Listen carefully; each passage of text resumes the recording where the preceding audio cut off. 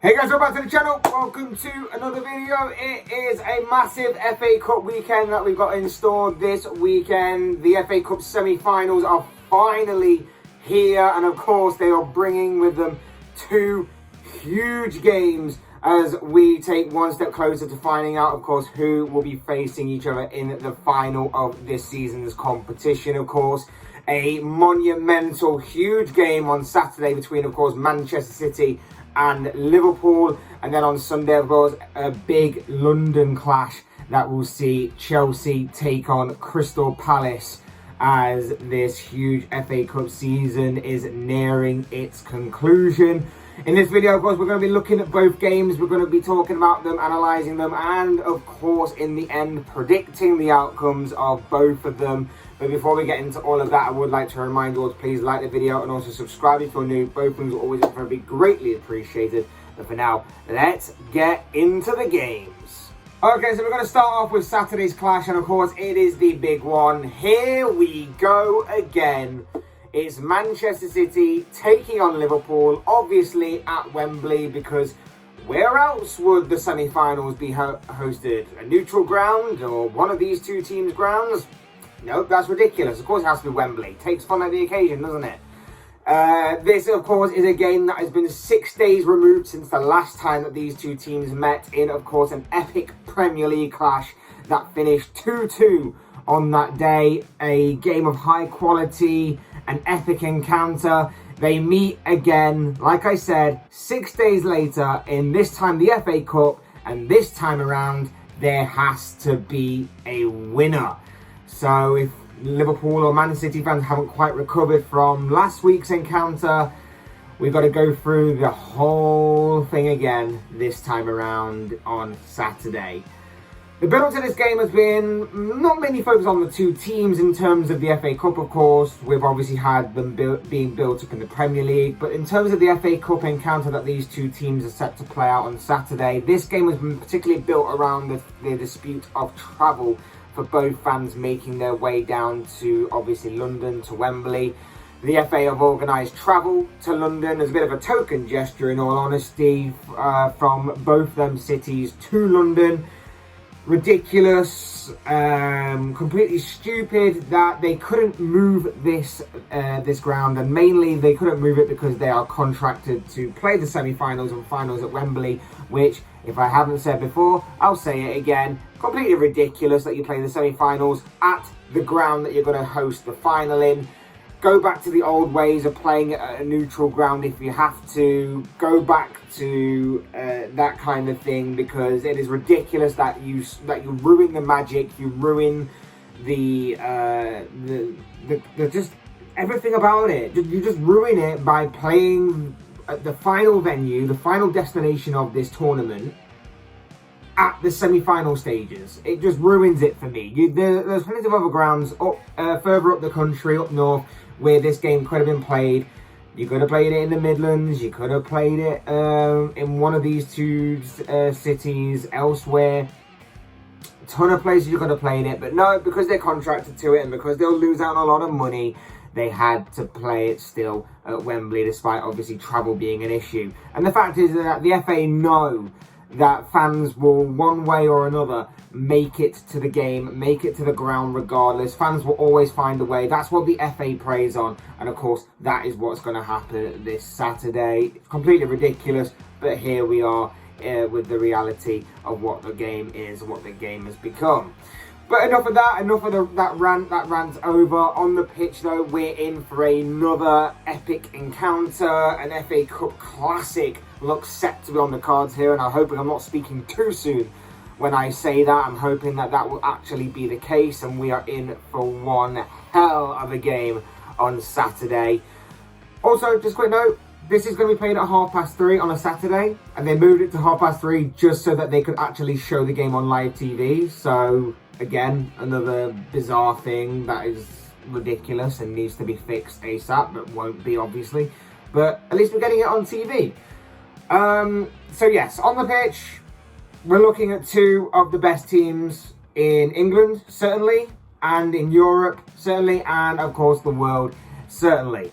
I would suspect that this game has a lot of layers and a lot of elements to it. There's a lot of factors to consider when casting your predictions, your analysis on it. For me in particular, I'm looking at the Champions League clashes that both these two teams had in midweek.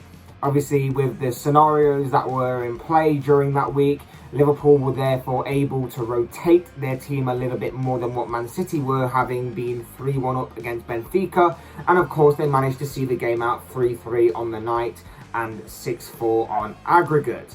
City, of course, had a tough week in Madrid. The scenario that was played out there, of course, was that they went into that game 1-0 up, so they had to go a bit more intense than I bet they would have liked to. It was a game that was obviously very messy. It was a game in which the officials, the referees, and everybody that was overlooking that game lost complete control in.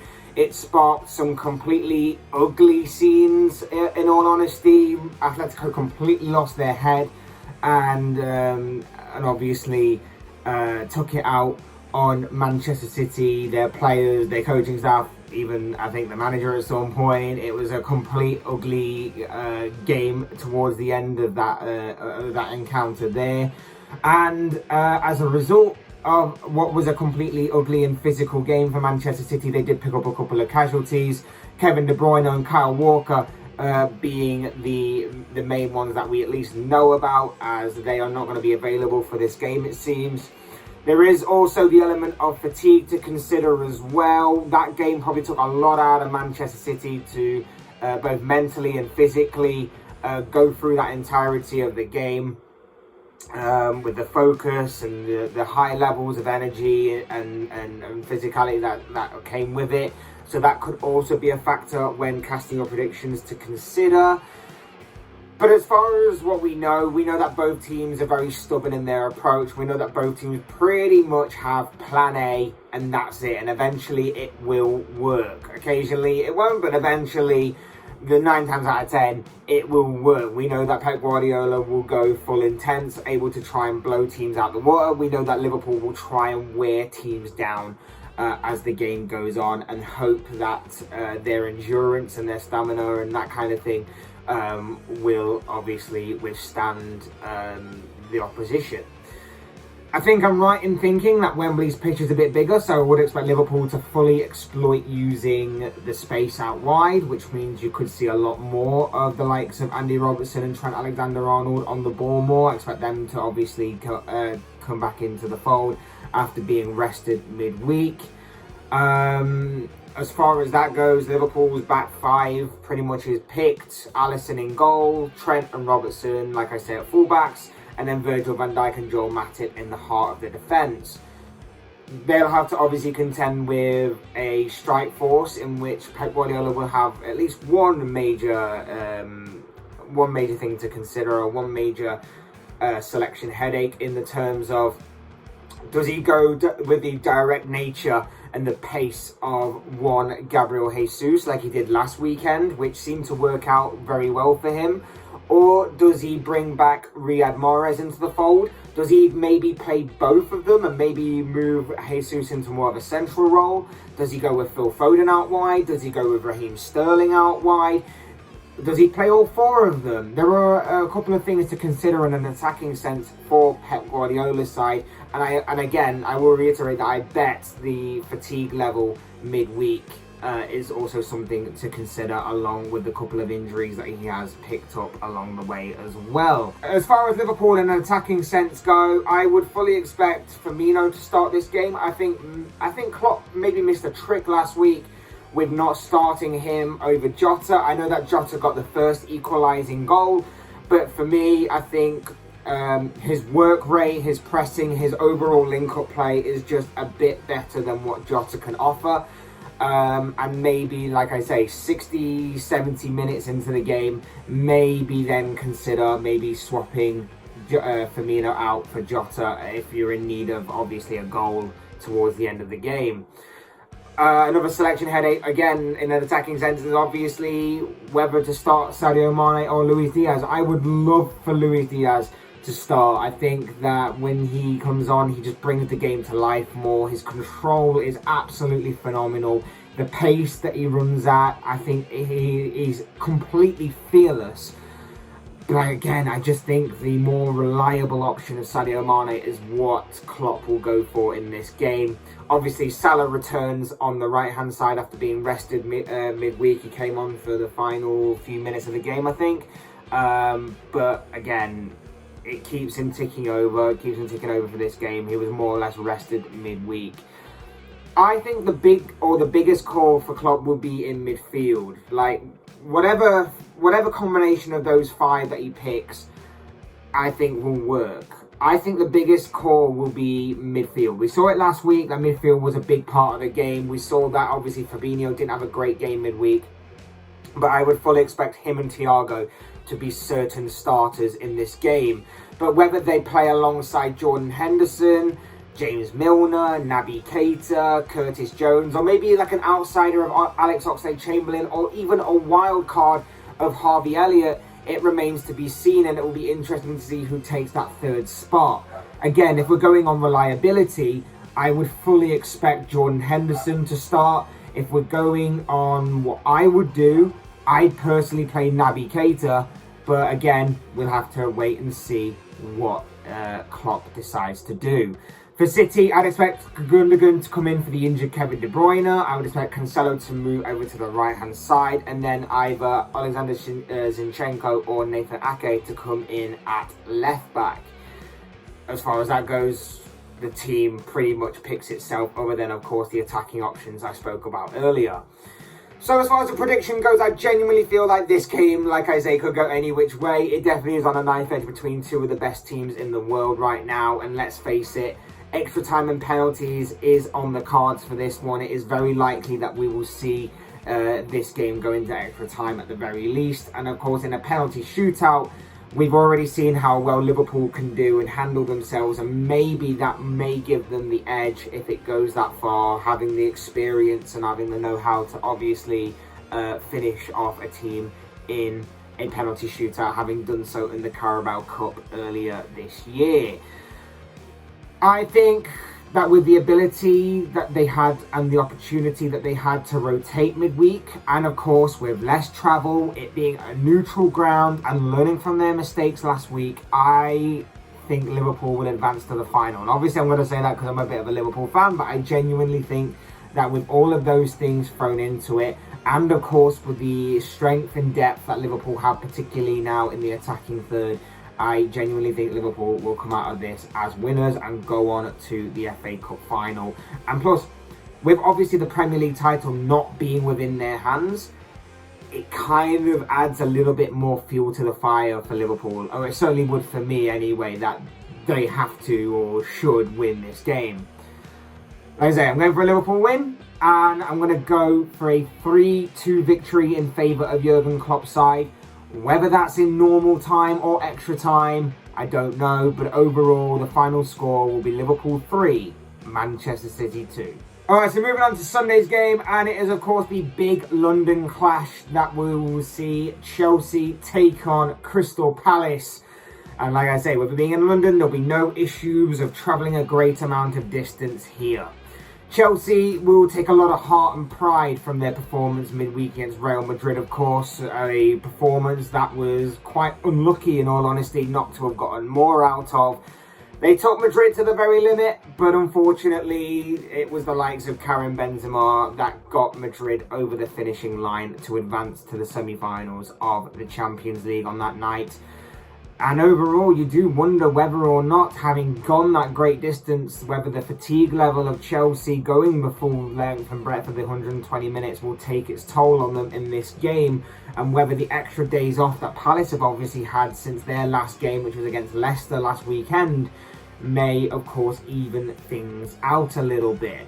Tuchel is looking to make it into yet another cup final since becoming Chelsea manager. I think this season's Champions League will be the only cup final he has missed out on since taking charge of the Chelsea boss role last year. It's a fantastic record to obviously have, and obviously he'll be looking to maintain it going forward. And even more of an incentive to this is obviously the fact that last year Chelsea got to the final of this competition with Tuchel as manager, but unfortunately for them, lost out to Leicester thanks to a fantastic Yuri Tillemans goal, of course. So they'll be hoping to go one step further this time around. For Palace, reaching Wembley has been the icing on the cake for Patrick Vieira's first season in charge of the Eagles. They've had a solid campaign so far this season. I think they've done a lot better than what many people would have expected them to, and I'm including myself in that. A lot of people probably are overlooking Palace this season with other things going off and around them, and I think he deserves a lot of credit for the job he's done. I think a lot of people, like I say again, including myself, were probably expecting not very much out of this managerial appointment when it first was announced at the beginning of the season. Many thought that maybe it was going to be a massive flop and that maybe Vieira was going to be one of the first managers to get sacked during this campaign. But like I say, he's proven a lot of people wrong. He's changed Palace. He's made them a much more younger and fresher squad. He's given them fresh new ideas. And he's changed the club in such an early part of his Palace career and his Palace reign there that they're looking a very, very good side. Picked up some good results here and there, and of course they are looking to make it into a FA Cup final, which is going to take some doing to beat this Chelsea side because they are very, very good, but it's not impossible, of course. For Chelsea, other than the obvious in Ben Chilwell, who was of course ruled out for the rest of the season, Chelsea seem to have a clean bill of health, but of course, like I mentioned before, you have to wonder whether or not the game midweek may have taken a lot out of the regular starters for Chelsea. And we'll see how fatigue plays into it. Whilst for Palace, the obvious big talking point for Palace is that there will be no Conor Gallagher this weekend. There will be no Conor Gallagher for this game this weekend because he is allegedly not allowed to play against his parent club in the form of Chelsea, of course, in this fixture. This was made even more so by the fact that allegedly Palace had made an appeal to Chelsea to have got Gallagher available to play this weekend. But unfortunately, it seems that Chelsea turned down that appeal and he is not going to be available for selection for Patrick Vieira's side. So a massive blow already to Palace before a ball is even kicked. And look, on paper, Chelsea should be winning this game anyway. Chelsea, for me, are the favourites going into this game. Chelsea should be winning this game. However, we've seen Palace play very well this season. We know that if Palace on their day turn up, they could be a tricky club to face for anybody. And I'm talking anybody. We've seen them pull off some big results against Manchester City this season. We've seen them play well against the likes of Arsenal. They may not have picked up the results against Liverpool, but they played very well against Liverpool as well. We know that they can be a tricky team to face for anybody. And if they can press from the front, if they can apply pressure to the Chelsea midfield and the wing-backs in particular, where Chelsea like to play their football, then Palace can spring a counter-attack. And if they are clinical enough, they can definitely hurt the Blues. Another thing would be obviously their fans travel in numbers. They've got great voices. Like Selhurst Park is a very hostile ground. If they can even try to replicate that kind of atmosphere at Wembley, it could make for a hostile environment for Chelsea as well, of course. It's going to be a very intriguing game, this one. As for the Blues themselves, of course, they will be looking for the likes of Reece James, N'Golo Kante and Mason Mount to step up, whilst also relying on Kai Havertz, who's become a man known for the big occasion for the Blues, to again carry the attacking threat up front. Chelsea will obviously be wanting to put on a good performance again. Being knocked out the Champions League will be extra incentive, but of course everything that is surrounding Chelsea right now off the pitch, it's all about getting the Chelsea players' minds off of what's going on off the pitch and focus on what's going on the pitch, and of course heading towards more silverware. They've missed out on one piece of silverware already in the Carabao Cup. They're obviously not going to win the Champions League this season. They're not going to retain their Champions League crown. So this really is all they have to play for in terms of silverware for the rest of the campaign. So this is going to be huge for them, just as huge for them as what it is for Palace and, of course, both Liverpool and Manchester City. For Palace, in an attacking sense, they'll obviously have Wilfried Zaha. We all know about him, the notorious Wilfried Zaha, on playing usually on the left wing, but he has been known to switch it up a little bit. Whilst, of course, Mateta is likely to lead the line with Jordan Ayew on wide right. We know about them. Attacking sense, on their day, they can press, they can work hard, and they can cause problems and headaches for whatever defence they're coming up against. And I would suspect that Patrick Vieira does have a plan to target the back three of Chelsea, plus, of course, their two wing-backs. But if I can use a cliche that normally gets thrown into these big encounters, the game is going to be won in midfield. Of course, like I say, Palace are missing a massive player in that midfield in Conor Gallagher. But the midfield battle is going to be huge. If the likes of Kante and Jorginho or Kovacic, whichever one that Tuchel decides to play, can get their foot on the ball, start making things happen and control the game from there, then of course Chelsea should have no problem in seeing this game out. But if, like I say, Palace can press and Palace can force Chelsea into making mistakes, Palace will have a real good shot at getting into the final of this season's competition. Look, in my heart, I want Palace to win, not only because I want Liverpool to win, of course, the other game, and then to have a Liverpool-Palace final, which, of course, is the more favourable outcome for Liverpool. I don't think I can take another final against Chelsea going down in the history books. But not only that, but if I was to put my neutral hat on, I would obviously want the underdog to win. I would want Palace to go on and win this game, and I'd be hoping for Palace to cause some sort of upset here against Chelsea and win this game. And you know what? They have a very good chance of doing so for the reasons that I've already explained earlier on in this video. But of course, that's not what my heart was. What my head wants, or what my head is saying to me, should I say, is that Chelsea are winning this game. Chelsea will have a bit too much for Palace in the attacking third, and particularly in the midfield. And I think that will be a bit too much for Palace to deal with. And we've already beaten them twice this season. The absence of Conor Gallagher, the Blues are my pick to win this game and advance to the final of this season's competition. And therefore, I'm going to go for a 2-1 Blues win. But of course, as I always say, these are just the thoughts, comments, opinions, predictions, whatever you want to call it, of this guy. I want to know what you guys think. What do you make of the FA Cup coming up this weekend? What do you make of the two games that are coming up in the semi-final? Do you see Liverpool beating Manchester City, or will it be the other way around? Do you see Palace pulling off a shock here against Chelsea and getting through to the final, or will Chelsea live out their tag as favourites and go on to reach yet another cup final under Thomas Tuchel? I'd love to know your thoughts, your comments, opinions, but most of all, of course, your predictions down below in the comment section, because I'm sure it'll all make for interesting reading. Otherwise, hit that like button on the way out if you enjoyed the video. Subscribe if you're new or want to see more content like this. Both things always and forever be greatly appreciated. And as always, thank you all so much for watching and listening. I've been Fletch. This has been another Fletch Talks video, and I will see and speak to you all again soon in another video.